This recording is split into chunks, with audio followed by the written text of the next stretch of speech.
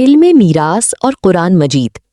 قرآن مجید میں علم میراث کی آیات عدد میں تو کم ہیں، مگر تاکید، ترغیب، وعید اور تفصیل میں کئی دیگر فرائض سے زیادہ واضح اور مؤکد ہیں۔ اگر آپ علم میراث قرآن مجید کی آیات کو سامنے رکھ کر پڑھیں اور سیکھیں تو پھر یہ علم خوب اچھی طرح یاد رہتا ہے اور دل میں بیٹھ جاتا ہے۔ حضرت امام مالک رحمۃ اللہ علیہ اپنے استاذ محترم ربیع الرائے رحمۃ اللہ علیہ کا فرمان نقل فرماتے ہیں: من تعلم الفرائض من غیر علم بها من القرآن ما اسرع ما ينساها۔ جو کوئی علم میراث قرآن مجید کے بغیر سیکھتا ہے تو وہ بہت جلد اسے بھول جاتا ہے۔ امام مالک رحمۃ اللہ علیہ یہ قول نقل کر کے فرماتے ہیں: صدق، کہ انہوں نے سچ فرمایا۔ تفسیر قرطبی جلد 5 صفحہ 56 طاری دارالکتب المصریہ القاہرہ۔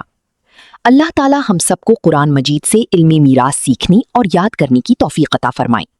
ذیل میں قرآن مجید کی آیات میراث کی اجمالی فہرست درج کی جا رہی ہے تاکہ اہل ذوق اس سے میراث فہمی از قرآن فہمی کا راستہ پا سکیں۔